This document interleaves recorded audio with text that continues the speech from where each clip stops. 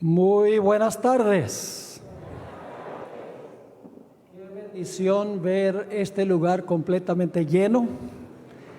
Indudablemente algunas personas también en el auditorio, detrás de este salón. Bienvenidos a la campaña Profecías de Esperanza. Estamos contentos de que estén aquí esta tarde y esperamos que puedan asistir durante todo el transcurso de esta semana, culminando el próximo sábado por la tarde. Antes de comenzar nuestro estudio para hoy, queremos hacer lo que vamos a hacer cada una de las reuniones. Vamos a pedir que Dios bendiga nuestro estudio de su palabra. Así que les invito con reverencia a inclinar sus rostros y vamos a elevar una oración ferviente a nuestro Dios. Padre Celestial, estamos comenzando esta tarde esta campaña especial, Profecía de Esperanza. Pedimos, Señor, que tú bendigas la reunión de hoy. Abre mentes y corazones para escuchar tu voz y obedecer esa voz. Te damos gracias por escucharnos y por responder nuestra oración, porque te lo imploramos en el precioso nombre de Cristo nuestro Salvador. Amén. Quiero que nos remontemos en nuestras memorias a un evento que ocurrió más o menos unos 600 años antes de nacer Jesucristo. Es una historia que encontramos en el libro de Daniel, el capítulo 2. Ese será nuestro capítulo de estudio y vamos a procurar conseguir algunas lecciones que sean útiles para nuestro diario caminar con el Señor Jesús. En esa escena de Daniel el capítulo 2, la persona central es un rey llamado Nabucodonosor. Y la Biblia nos dice que cuando Nabucodonosor se acostó una noche, estaba pensando en su mente en lo que iba a ocurrir en el futuro. Vamos a leer el versículo 29 del capítulo 2 para que se den cuenta qué era lo que estaba pensando el rey Nabucodonosor. Dice aquí Daniel al rey: estando tú, oh rey, en tu cama, te vinieron pensamientos por saber lo que había de ser en lo porvenir, y el que revela los misterios te reveló lo que ha de ser. Así que Dios sabía lo que el rey estaba pensando, y por lo tanto Dios le dio al rey un sueño para responder a los deseos que él tenía. Pero resultó un problema. Después que Dios le dio el sueño al rey, el rey olvidó el sueño. Yo no creo que él sencillamente lo olvidó. En realidad Dios le dio el sueño y luego Dios le ocultó el propio sueño que le había dado. Noten Daniel el capítulo 2 y el versículo 1. En el segundo año del reinado de Nabucodonosor, tuvo Nabucodonosor sueños y se perturbó su espíritu y se le fue el sueño. Y luego el versículo 3 dice: y el rey les dijo: he tenido un sueño y mi espíritu se ha turbado por saber el sueño. Porque llamó a unos tales llamados expertos para que le dijeran el sueño. Es decir, el rey recibió respuesta a los pensamientos de su mente, pero luego olvidó el sueño. ¿Por qué le iba a dar Dios el sueño para luego ocultarle el sueño? Había una razón muy especial, y es que Dios sabía que el rey, cuando no se acordaba del sueño, iba a llamar a los expertos del reino para que le contaran el sueño. Y así precisamente lo hizo el rey, este rey pagano. En Daniel el capítulo 2 y el versículo 2 dice: hizo llamar el rey a magos, astrólogos, encantadores y caldeos para que le explicasen sus sueños. Vinieron pues y se presentaron delante del rey. Dios sabía que Nabucodonosor iba a llamar a estos tales llamados expertos, los que decían poder leer el futuro en la bola de cristal, o en las estrellas, o en la palma de la mano. Pero la Biblia nos dice que ellos no fueron capaces de decirle al rey el sueño. Aquí una lección muy importante, y es que aunque Dios puede leer los pensamientos, Satanás no los puede leer. Yo me puedo imaginar que Satanás quería revelarle el sueño a los magos, astrólogos y adivinos para que la gente pensara que ellos en realidad eran emisarios de los dioses, pero no fueron capaces de decirle al rey el sueño. Noten el versículo 10 del capítulo 2. Los caldeos respondieron delante del rey y dijeron: no hay hombre sobre la tierra que pueda declarar el asunto del rey. Es decir, en este planeta no había nadie que pudiera decirle el sueño al rey. Y luego dicen algo adicional. Además de esto, ningún rey, príncipe ni señor preguntó cosas semejantes a ningún mago, ni astrólogo, ni caldeo. Es decir, no hay rey en la tierra que sea tan injusto como para pedir que se repita algo que está en la mente de un rey. Ellos están pensando: cuéntanos el sueño y te vamos a dar la interpretación.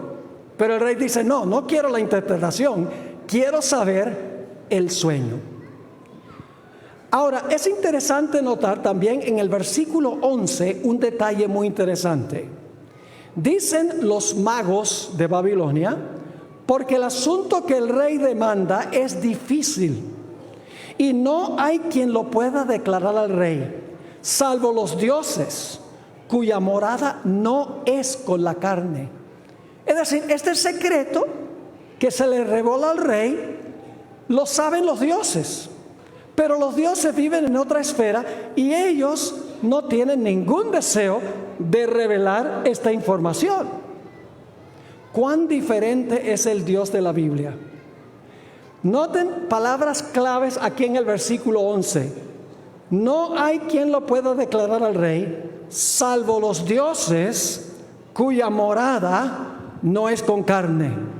Hay un versículo que usa esas mismas tres palabras. Juan 1:14. Aquel verbo, quien se identifica como Dios, llegó a ser carne y habitó entre nosotros, y vimos su gloria, gloria como del unigénito del Padre, lleno de gracia y de verdad. Los dioses paganos ocultaban. El Dios de la Biblia es un Dios que revela, que quita el velo y que explica las cosas. Ahora, cuando quedaron desenmascarados los sabios de Babilonia, el rey se enojó con ellos y dijo: yo voy a mandar a matar a todos los sabios de Babilonia. ¿Y quién estaba entre esos sabios de Babilonia, aunque no practicaba las artes de estos tales llamados expertos? Estaba Daniel y también sus 3 compañeros. Así que Satanás está diciendo: está bien, Dios, tú desenmascaraste a los magos, astrólogos y adivinos, pero ahora yo me voy a salir con la mía, voy a mandar a matar a todos esos expertos, y como está Daniel y sus amigos allí, también voy a acabar con ellos. Y se pasó la palabra de que todos los expertos de Babilonia debían ser eliminados, incluyendo a Daniel y sus 3 compañeros. Eso lo encontramos en Daniel 2, 12 y 13. Por esto el rey, con ira y con gran enojo, mandó que matasen a todos los sabios de Babilonia.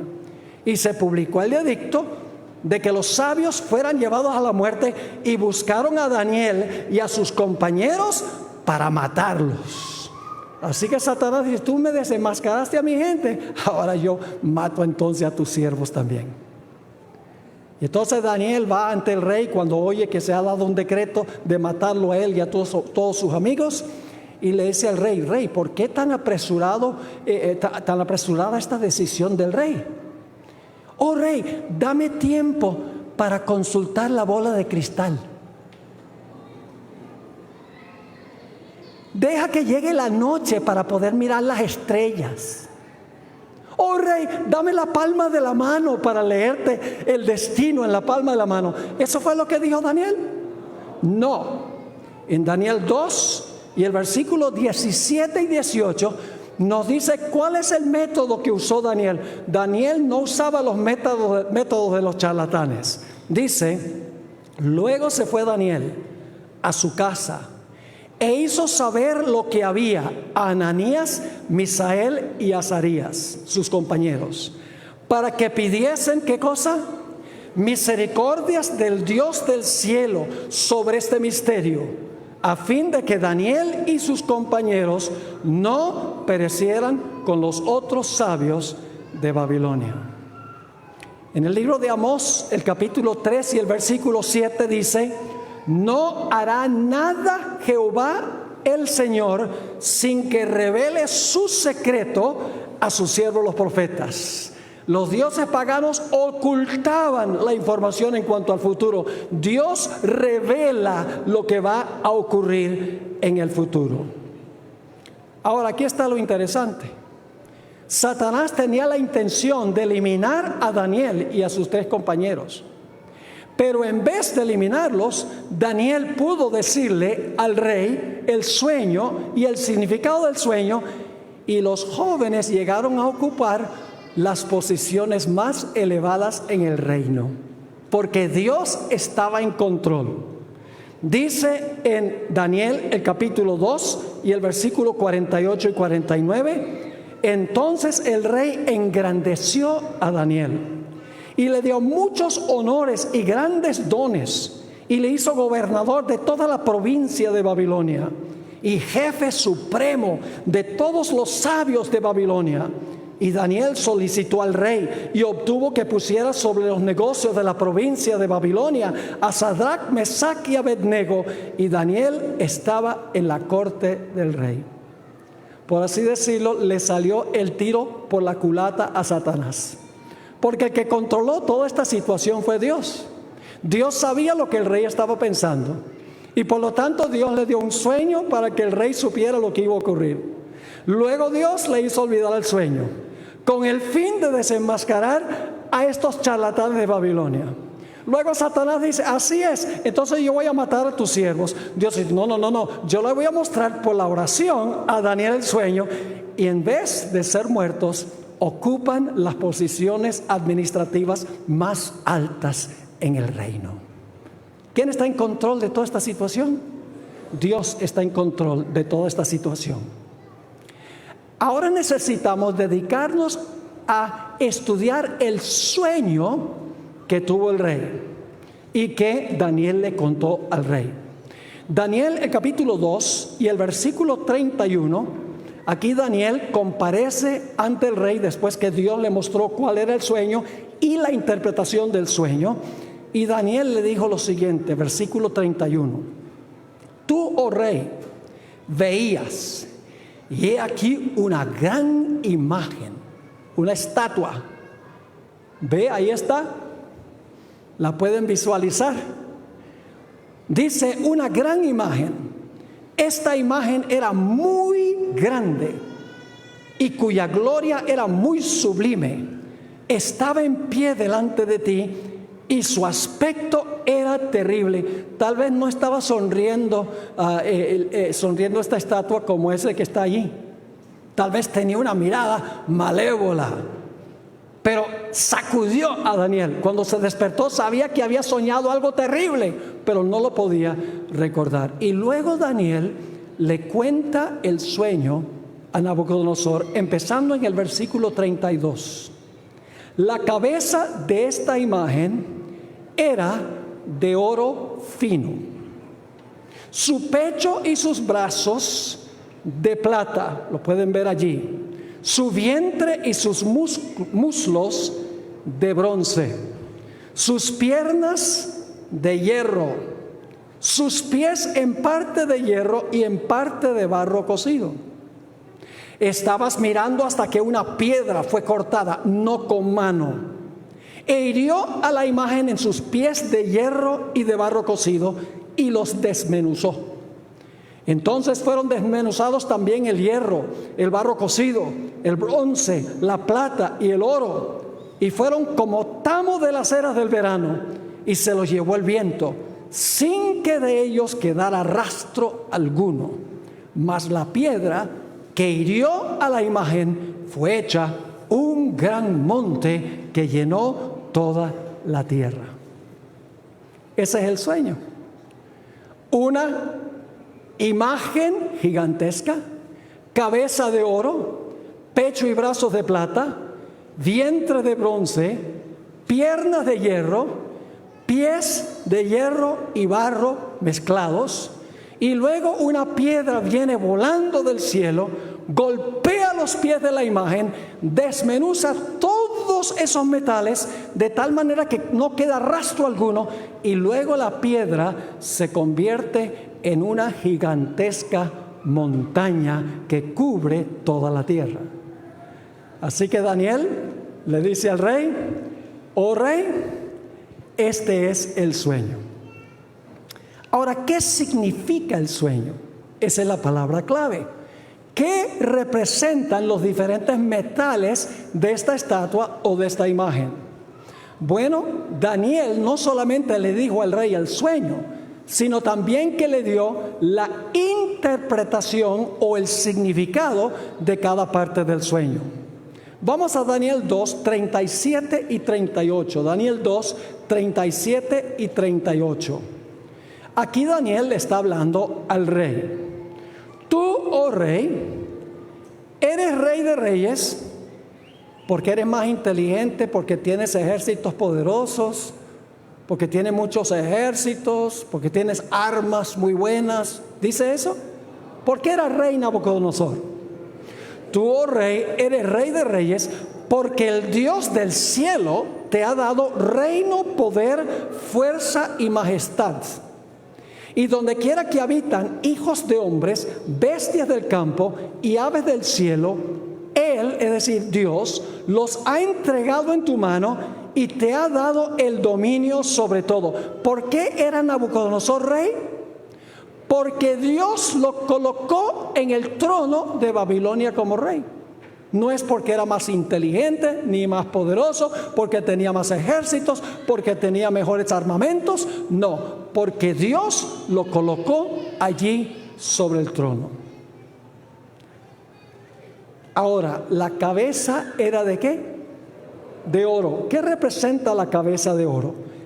Lo acabamos de leer al final del versículo 38. Daniel le dijo: tú eres aquella cabeza de oro. ¿Qué representa la cabeza de oro? Bueno, dice que Nabucodonosor es la cabeza de oro, pero Nabucodonosor gobernaba sobre un reino. Gobernaba sobre el reino de Babilonia. Ahora escuchen bien. Esta experiencia está ocurriendo más o menos 600 años antes de nacer Jesús. Un dato muy importante. 600 años antes de Cristo está ocurriendo esta historia. Y aquí, esta visión o este sueño comienza a cumplirse con el reino que imperaba en los días de Nabucodonosor. Es decir, tenemos un punto de comienzo de la secuencia que encontramos en este sueño que tuvo el rey. Pero después de Babilonia se iba a levantar otro reino. Dice allí en Daniel 2 y el versículo 38: y después de ti se levantará, ¿qué cosa? Otro reino inferior al tuyo. Ahora yo pregunto, ¿cuál fue el reino que se levantó después que cayó el reino de Babilonia? Ni siquiera tenemos que ir a la historia para saber cuál es el siguiente reino. el mismo libro de Daniel nos dice cuál fue el reino que tumbó a Babilonia. Y usted dice, ¿dónde está eso? En Daniel 5, Belsasar, el último rey de Babilonia, estaba celebrando un banquete, aunque la ciudad estaba sitiada por el imperio de los medos y los persas. Imagínense tener una fiesta mientras que la ciudad está sitiada por el enemigo. Belsasar estaba completamente seguro que la ciudad era inexpugnable. Pero esa misma noche encontramos que Belsasar fue muerto y el reino fue entregado a los medos y a los persas. Es decir, ni siquiera hay que ir a los libros de historia para saber cuál es el segundo reino. El segundo reino es Medo-Persia, pero no termina la cadena allí. Sigue diciendo en el versículo 38, después de ti se levantará otro reino inferior al tuyo, y luego ¿un qué? Un tercer reino de bronce, el cual dominará sobre toda la tierra. Pregunta, ¿cuál fue el reino que conquistó al reino medo-persa? Grecia. ¿Saben que ni siquiera tenemos que ir a la historia para saber que el siguiente reino es Grecia? Porque en Daniel el capítulo 8 nos dice claramente que el poder que conquistó a Medo-Persia fue Grecia. Es decir, ni siquiera tenemos que ir a los libros de historia para saber cuál es la secuencia de los reinos. Empieza con Nabucodonosor en Babilonia, luego continúa con Medo-Persia, luego el tercer reino es el reino de Grecia. Pero no termina la cadena profética allí. En Daniel 2 y el versículo 40 nos dice que iba a haber un cuarto reino representado por ¿qué? Por las piernas de hierro. Dice en el versículo 40, y el cuarto reino será fuerte como hierro, y como el hierro desmenuza y rompe todas las cosas, desmenuzará y quebrantará todo. El imperio romano era un imperio que usaba mayormente armamentos compuestos de hierro. Se conocía como la monarquía de hierro. Pisoteaba todo lo que encontraba en su camino. Es decir, el cuarto reino representa el imperio romano. No hay que ir a los libros de la historia para saber que el cuarto reino es Roma. Dices, no, claro que no. Porque en Apocalipsis el capítulo 12 dice cuál era el imperio que estaba gobernando cuando nació Jesús. Era el gran dragón. Cuando Jesús iba a nacer, el gran dragón estaba gobernando. Y todos sabemos que el poder que imperaba cuando nació Jesús era ¿qué cosa? El imperio romano. Es decir, Dios le está revelando a Daniel el futuro 600 años antes de muchos de los eventos que encontramos aquí. Le está diciendo a Daniel y Daniel a Nabucodonosor, la historia va a desarrollarse de cierta forma. Tú eres la cabeza de oro, pero no eres el último reino. Después de ti se va a levantar el reino de Medo-Persia. Luego se va a levantar el reino griego. Luego se va a levantar el imperio romano. Centenares de años antes que ocurriera, Dios le estaba revelando a Daniel y al rey Nabucodonosor el curso del futuro del mundo. Pero no termina allí este sueño. Noten el versículo 41. Ahora vamos a los pies. Dice en el versículo 41, y lo que viste de los pies y los dedos. ¿Cuántos dedos tienen dos pies normales? Y siempre digo normales porque alguien siempre sale súper inteligente y dice, bueno, ¿son normales o no son normales? Dos pies normales tienen 10 dedos. Así que dice, lo que viste de los pies y los dedos, en parte de barro cocido, ¿de qué? De alfarero, y en parte de hierro, será un reino dividido. Mas habrá en él algo de la fuerza del hierro, así como viste hierro mezclado con barro. Ahora, queremos notar algunos datos muy interesantes en cuanto a los pies de esta imagen. Todo lo que tenemos nosotros en Daniel 2 es simbólico. Yo pregunto, ¿el oro es simbólico? ¿Simboliza algo el oro? Sí, Babilonia. ¿La plata simboliza algo? ¿El bronce simboliza algo? ¿El hierro simboliza algo? ¿La piedra representa a alguien? ¿La montaña representa algo? Todo detalle de este sueño es simbólico. Entonces yo pregunto, ¿será entonces que el barro también debe ser simbólico? El barro también debe ser simbólico. Ahora vamos a notar algunos detalles muy interesantes en cuanto a los pies. En primer lugar, yo pregunto, ¿continúa Roma en la etapa de los pies, sí o no? ¿Roma continúa? Sí, porque en los pies hay ¿qué? Hierro. Las piernas era el imperio romano de hierro y en los pies hay hierro. Quiere decir entonces que Roma va a ¿qué? Roma va a continuar. Pero luego se le va a agregar al hierro. ¿Qué se le va a agregar? Barro. El barro viene después del hierro, ¿sí o no? Porque las piernas son solo de hierro. Es decir, al hierro se le va a agregar el barro y va a haber una mezcla de hierro con barro. ¿Qué clase de barro? No el barro con que se embarra uno los pies. No, es barro cocido ¿de qué? De alfarero. Un detalle supremamente importante. Y el último punto que quiero mencionar en cuanto a los pies es que ambos elementos, el hierro y el barro, son útiles y buenos. Yo pregunto, ¿el hierro es un elemento muy útil y valioso? ¿Cómo no? ¿El barro de alfarero sirve para hacer vasijas, etcétera? ¿Es muy valioso? Sí. ¿Dónde surge el problema? Ambos son buenos separados. El problema surge cuando ¿qué? Cuando se unen los dos elementos. Quiere decir que en los pies de la imagen, después de la caída del Imperio Romano, Roma iba a continuar, pero iba a ser una Roma distinta, una Roma amalgamada. ¿Sabe usted lo que pasó cuando cayó el Imperio Romano? Vinieron las tribus bárbaras del norte del imperio, Noruega, etcétera, y empezaron a invadir lo que había sido el imperio romano y se lo dividieron o se lo parcelaron.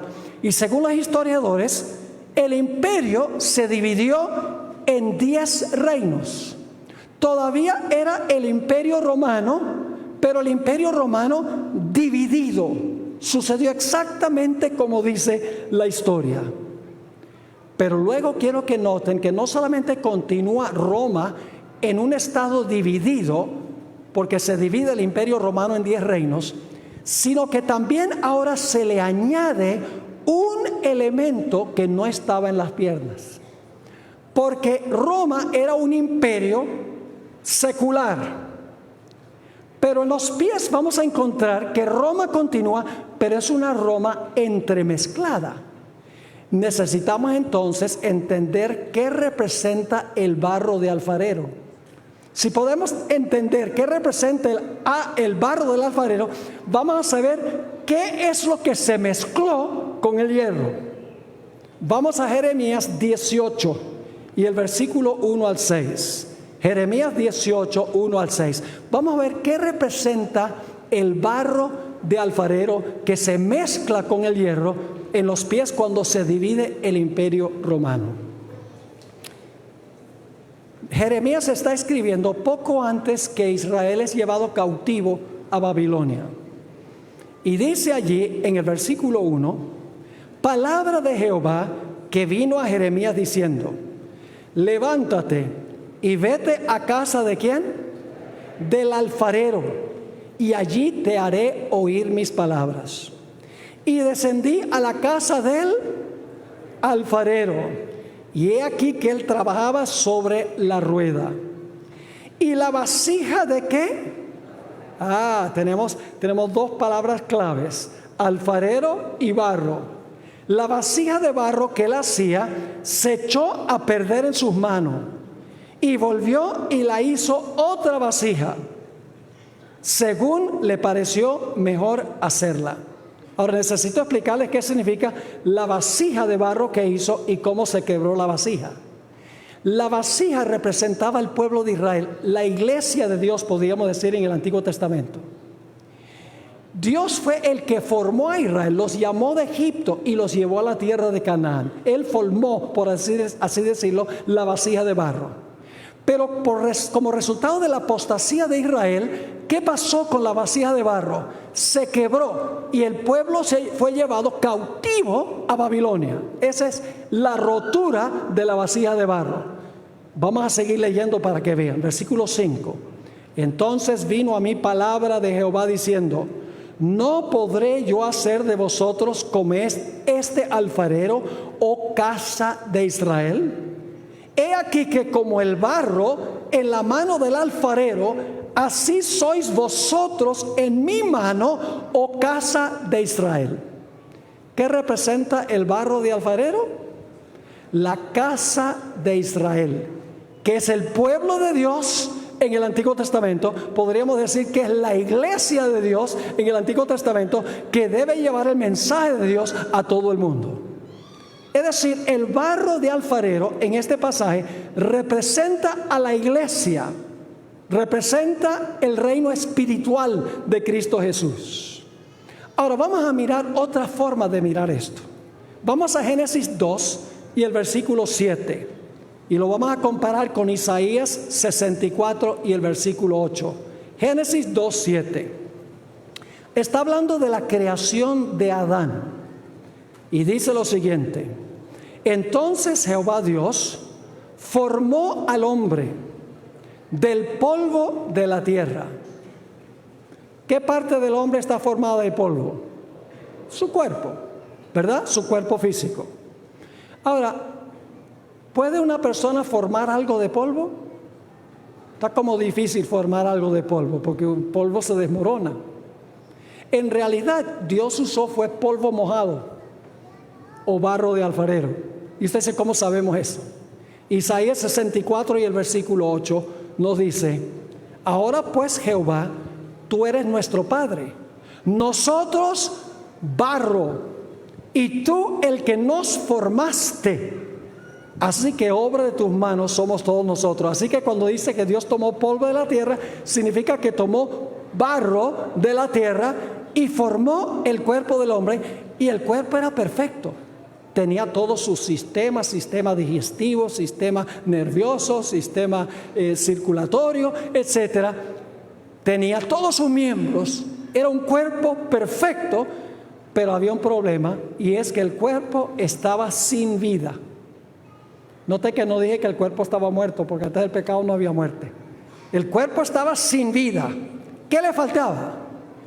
Para que ese cuerpo se pudiera parar y funcionar, era necesario darle el espíritu de vida.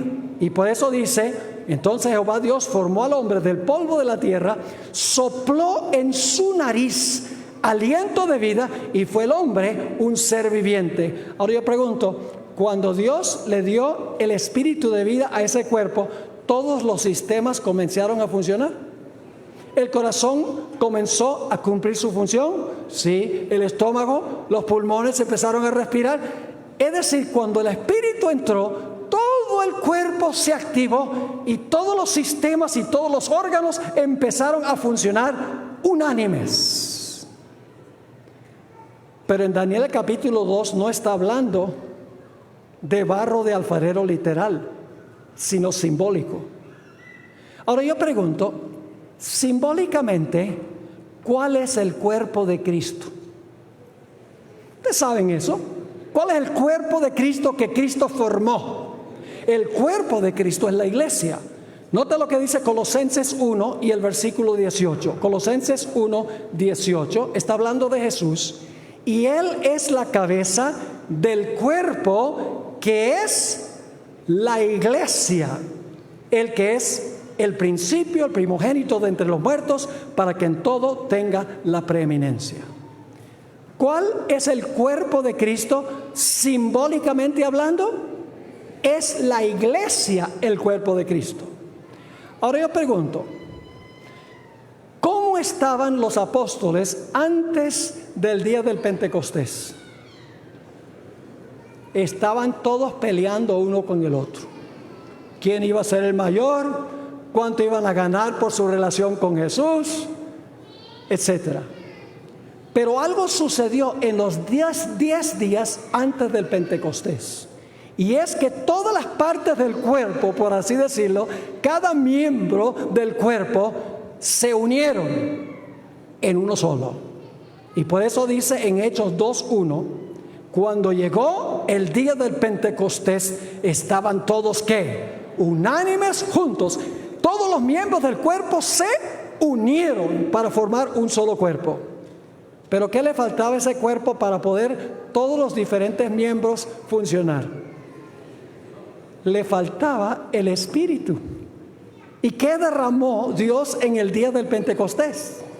Dice en Hechos 2 y el versículo 2 al 4: y de repente vino del cielo un estruendo como de un viento recio que soplaba, el cual llenó toda la casa donde estaban sentados. Y se les aparecieron lenguas repartidas como de fuego, asentándose sobre cada uno de ellos.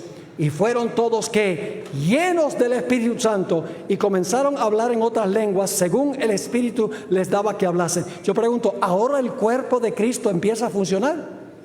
¿Cada miembro empieza a cumplir su función? ¿Cómo no? Porque el Cristo ha formado el cuerpo y le ha dado el Espíritu de vida a la iglesia. ¿Saben que esta analogía no la inventé yo? Viene del apóstol Pablo. Noten 1 Corintios, el capítulo 12 y el versículo 12 y 13. 1 Corintios 12 y el versículo 12 y el versículo 13. Aquí el apóstol Pablo está comparando la iglesia con un cuerpo. Y el cuerpo está formado espiritualmente de barro de alfarero. Dice, porque así como el cuerpo es uno, y tiene muchos ¿qué? Y tiene muchos miembros, pero todos los miembros del cuerpo, siendo muchos, son ¿qué cosa? Un solo cuerpo, así también Cristo. Porque por un solo espíritu fuimos todos bautizados en un cuerpo, sean judíos o griegos, sean esclavos o libres, y a todos se nos dio a beber de un mismo espíritu. Así que volviendo a esta profecía de Daniel 2, ya sabemos que el barro de alfarero representa ¿qué cosa?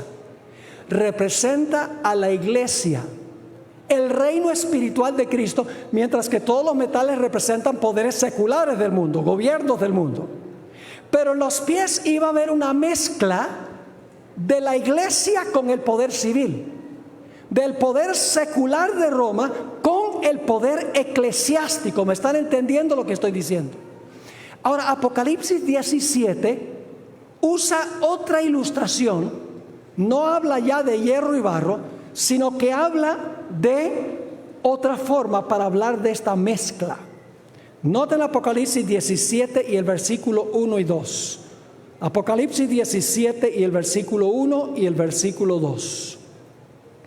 Vino entonces uno de los 7 ángeles que tenía las 7 copas y habló conmigo diciéndome, ven acá y te mostraré la sentencia contra quién. La sentencia contra la gran ramera. ¿Qué representa una mujer en las profecías? Una mujer, cuando la Biblia habla de una mujer, simbólicamente representa la iglesia. Una mujer pura representa ¿qué clase de iglesia? Una iglesia pura. Una iglesia ramera o una iglesia que se ha prostituido representa ¿qué cosa? Una iglesia apóstata, una iglesia caída. Ahora, ¿cómo es que esta iglesia, esta ramera, se convirtió en ramera? Yo pregunto, ¿con quién debe estar casada la iglesia única y exclusivamente? La iglesia es la esposa de Cristo y no debe unirse con el poder civil, solo con Cristo. ¿Cómo se tornó ramera esta iglesia apóstata? Dice nuevamente en el versículo 1, vino entonces uno de los 7 ángeles que tenía las 7 copas y habló conmigo diciéndome, ven acá y te mostraré la sentencia contra la gran ramera, la que está sentada sobre muchas aguas. Y ahora va a decir cómo se tornó adúltera, con la cual han ¿qué? Fornicado los reyes de la tierra. Es decir, la iglesia se unió con el poder civil. Han fornicado los reyes de la tierra y los moradores de la tierra se han embriagado con el vino de su fornicación. Es decir, la mezcla del hierro con el barro es lo mismo que la mezcla de la iglesia con el poder civil. ¿Cuándo es que la iglesia se torna ramera? Es cuando se entremezcla con el poder civil. ¿Me están entendiendo lo que estoy diciendo? Ahora yo pregunto, después que cayó el Imperio Romano, por más de 1000 años, la iglesia se unió con el poder civil para perseguir a los que no estaban de acuerdo con lo que enseñaba y practicaba la iglesia. Sí, señor. En las divisiones de Europa, en las naciones de Europa, ocurrió precisamente eso. Es decir, que nosotros hemos visto en este sueño que Dios le dio al rey Nabucodonosor, que Daniel explicó, el curso de la historia hasta el final del tiempo, porque las profecías, y no tenemos tiempo ahora de trazar esto, pero las profecías indican que muy pronto nuevamente se va a unir el poder civil con el poder religioso para violentar las conciencias de los seres humanos. Es decir, todavía estamos en el tiempo de los pies. Pero falta la última etapa de los pies, cuando nuevamente el poder civil se va a unir con el poder religioso y va a haber persecución.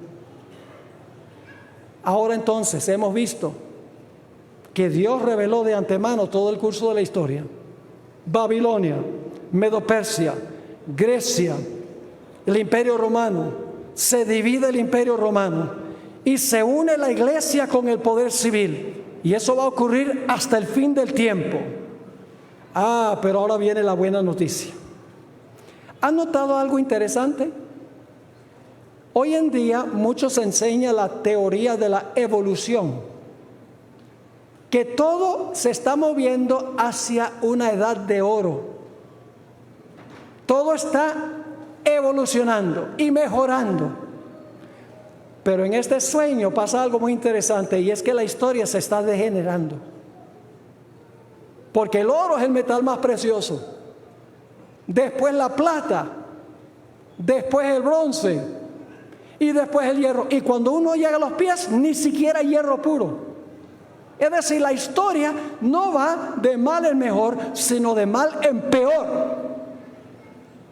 Y si nosotros miramos el mundo hoy, podemos comprobar que las cosas van de mal en peor.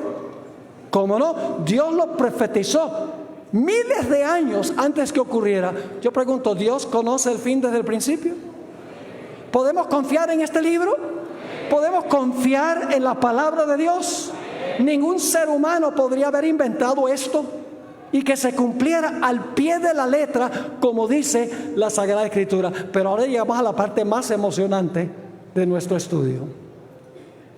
De repente viene una piedra que golpea los pies de la imagen y desmenuza y destruye todos los reinos. No queda ni un vestigio de ellos.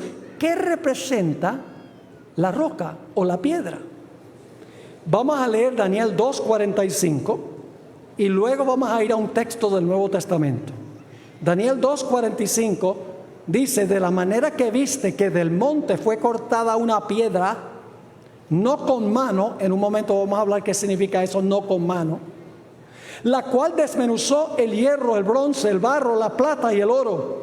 El gran Dios ha mostrado al rey lo que ha de acontecer en lo porvenir, y el sueño es verdadero y fiel su interpretación. ¿Qué representa esta piedra? Que al puro final de la historia va a acabar con todos los reinos y va a establecer un reino que nunca caerá, un reino donde hay justicia y paz. Primera de Pedro 2 y el versículo 6 nos identifica a esa piedra.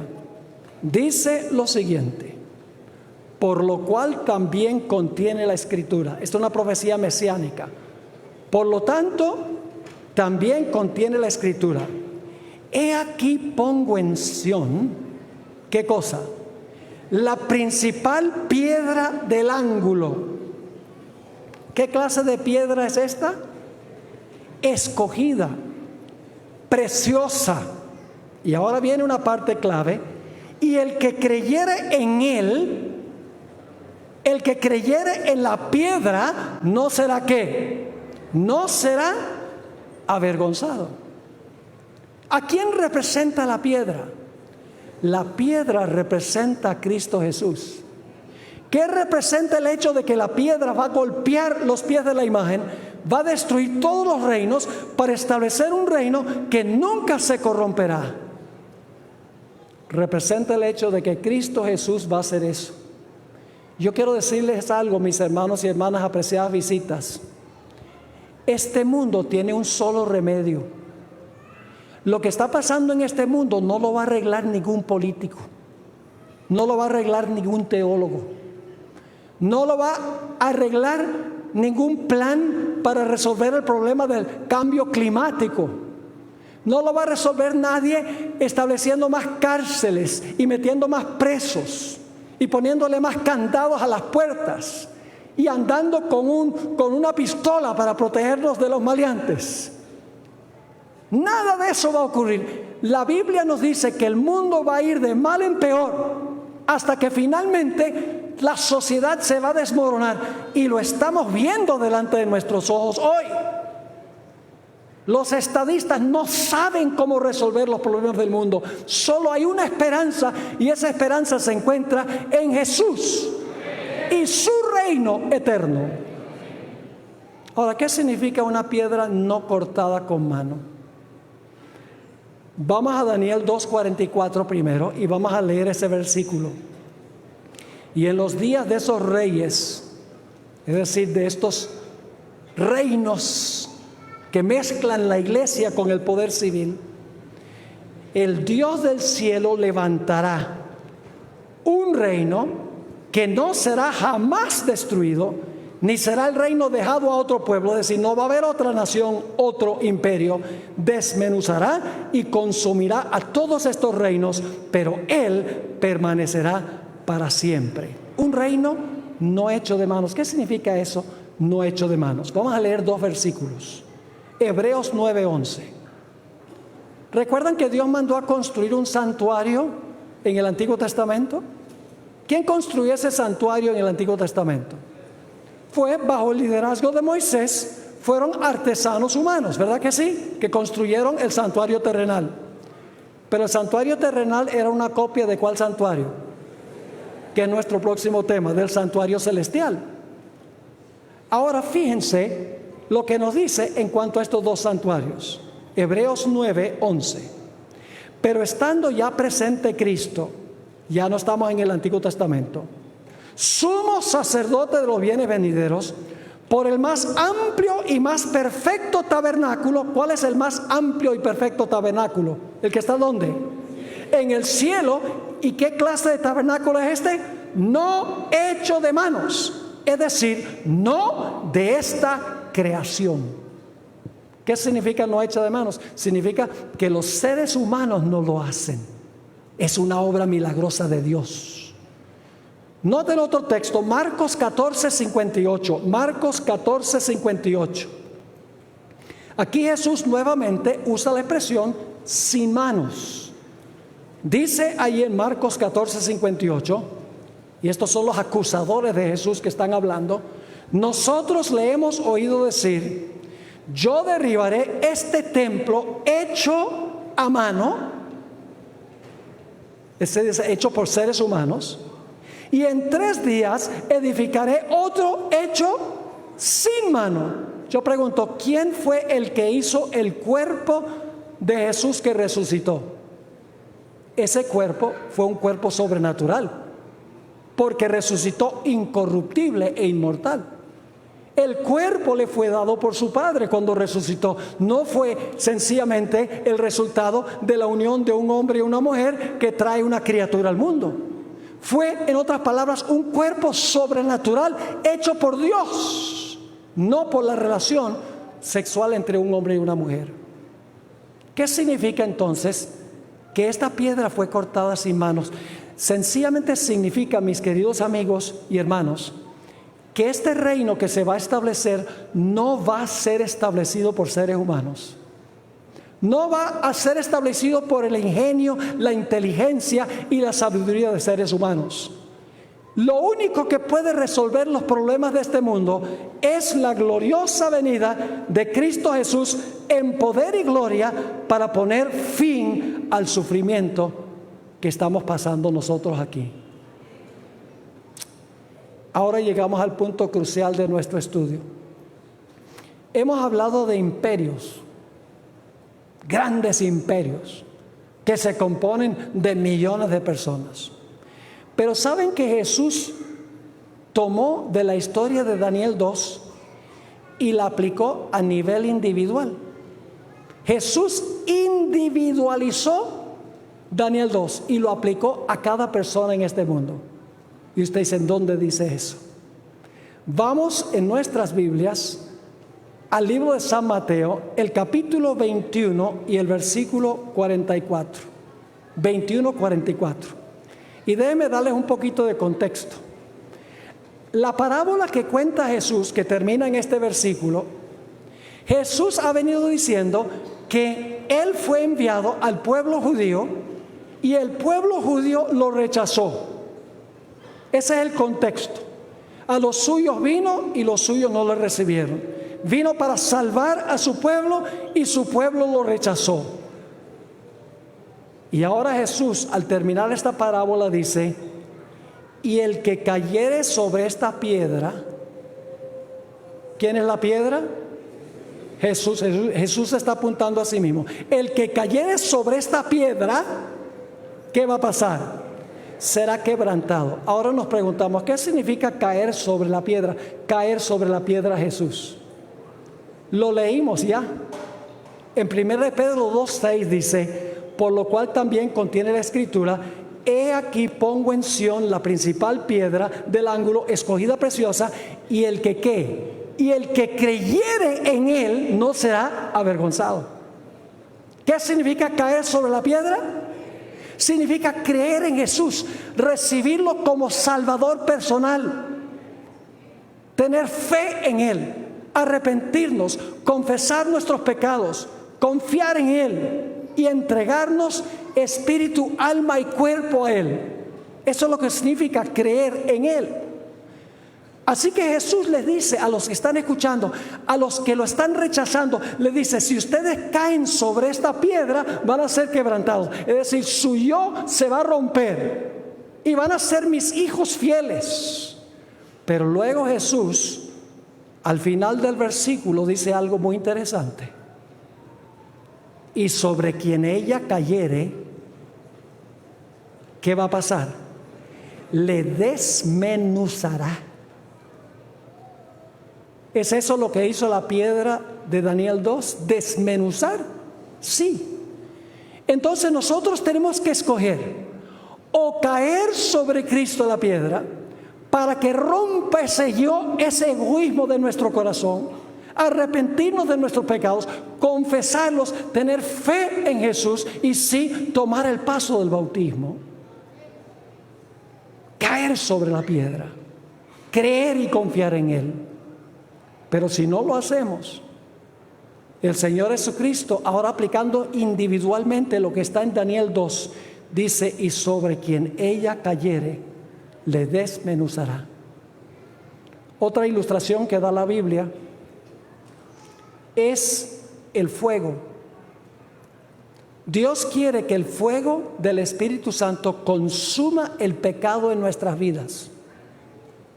En ese sentido, el fuego es espiritual, simbólico. El fuego representa al Espíritu Santo, las lenguas de fuego en el día del Pentecostés. Nosotros podemos escoger permitir que el Espíritu Santo entre a nuestra vida y consuma en nuestra vida el pecado. Pero si no permitimos que el fuego del Espíritu Santo entre a consumir el pecado, finalmente el fuego nos consumirá a nosotros. ¿Están entendiendo lo que estamos estudiando? No podemos hablar solamente de reinos y bueno, porque eso es muy impersonal, pero Jesús toma este asunto y lo pone a nivel muy personal. Así que mi pregunta es, ¿has recibido tú a Jesús como tu Salvador personal?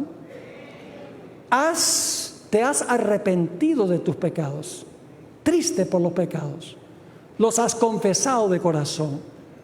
¿Has tenido fe en Cristo Jesús como tu Salvador personal? ¿Has permitido que Él venga y rompa ese egoísmo, ese yo en tu vida, en tu corazón? ¿Has tomado tu decisión de seguir plena y completamente al Señor Jesucristo? Esa es la pregunta clave que tenemos que hacernos al haber estudiado esta maravillosa profecía. Y yo quiero preguntar en esta tarde, ¿hay alguien aquí que todavía no ha hecho una entrega completa, tiene algo que se está reservando, no ha caído sobre la roca, que quiere decir el Señor Jesús, Señor Jesús, yo quiero tomar mi decisión esta tarde de caer sobre la roca, para que la roca quebrante ese egoísmo, ese yo me arrepiento de mis pecados, los confieso, tengo fe en Jesús, Señor Jesucristo, sálvame, quiero dar mi vida completamente a ti. ¿Tenemos a alguien en esta tarde que quiere decir eso? ¿Quiere levantar la mano? ¿Quiere colocarse de pie? Yo voy a tener una oración por ustedes. ¿Quieren colocarse de pie? Muchos ya hemos entregado nuestra vida a Jesús. Pero si es tu deseo hacer una entrega a Jesús sin reservas, este es el momento de hacerlo. Yo sé que muchas personas durante el transcurso de estos últimos meses han estado estudiando la palabra de Dios, preparándose para ese glorioso momento cuando serán sepultados en las aguas del bautismo. Será una experiencia maravillosa. Vamos a tener varios bautismos durante el transcurso de esta semana, que es el momento cuando enterramos el pasado y resucitamos a una vida completamente nueva. Podría pedirles a los que se colocaron de pie que por favor vengan un momento. Yo voy a bajarme aquí y yo voy a tener una oración especial para aquellas personas que se han colocado de pie en esta tarde. Un poquito difícil movilizarles, pero hagamos el esfuerzo. Vengan aquí abajo y yo voy a tener para ustedes una oración muy especial en este momento. Si hay alguien más que quiere unirse a este grupo, estás luchando con tu yo, con tu egoísmo y quieres unirte a este grupo, ven, porque yo voy a orar por ti para que sea una experiencia real en tu vida, tu entrega a Cristo Jesús. Gloria a Dios por este lindo grupo que está respondiendo al llamado del Señor. No soy yo, soy solamente el instrumento. El Espíritu Santo es el que está obrando y hablando a los corazones. ¿Alguien más quiere unirse a este grupo? Yo quiero orar por ti en esta tarde. No es una obligación, es un privilegio. Dios te está llamando. Escucha la voz de Él, no mi voz personalmente. No quiero terminar sin darle la oportunidad a cada persona aquí que debe responder a la voz del Señor. Gloria a Dios. Tenemos personas también en otros sitios. Quiero decirles que hay personas que están viendo esta programación por el internet, y queremos invitarles, si están viendo esto por internet de otras partes, que por favor ingresen a la página que aparece en la pantalla. Ahora va a haber una dirección en la pantalla donde ustedes pueden conectarse y pueden también responder a este llamado en esta tarde. ¿Alguien más? Solo unos pocos instantes y vamos a tener una oración para pedir que Dios bendiga esta decisión que se ha tomado en esta tarde. ¿Alguien más?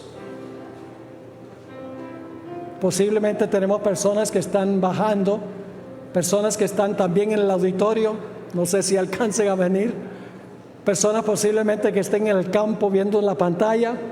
Tal vez debemos esperar unos momentos a ver si algunos de ellos se acercan aquí a unirse a este grupo. Los que están en el auditorio, si quieren venir para acá, vamos a tener una oración por ustedes también. Queremos incluir a todas las personas. ¡Qué lindo grupo!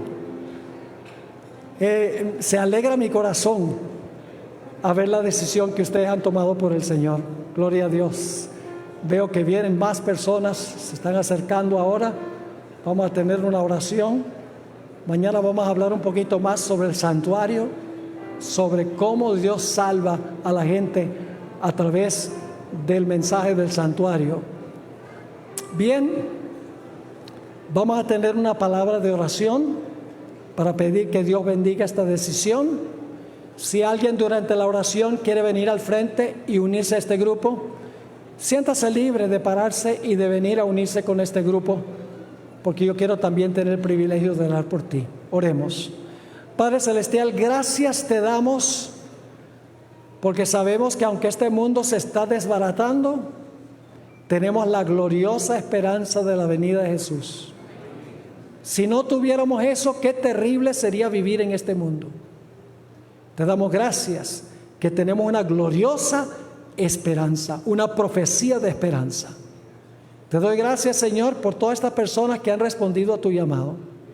También por todas aquellas personas a través del internet que también han tomado su decisión. Tú las ves, tú sabes dónde están. También las personas que están en el auditorio, las personas que posiblemente están en el campo. Te ruego, Señor, que tú bendigas cada decisión que ha sido tomada. Prepáranos, Señor, para ese gran día cuando Cristo regrese en poder y gloria. Que podamos habitar eternamente en el reino con nuestro querido Jesús. Si hay alguien en esta tarde que no ha respondido a tu llamado, te ruego, Señor, que en el transcurso de la semana tú impactes el corazón de esa persona para que antes que termine esta semana tome la decisión de entregarse sin reserva a nuestro amante Jesús. Gracias te damos, Señor, por habernos acompañado y por responder esta oración, porque te lo imploramos en el precioso nombre de Cristo, nuestro amante Salvador. Amén. Señor les bendiga. Voy a estar orando por ustedes durante el transcurso de la semana. Gracias a Dios por la decisión que han tomado.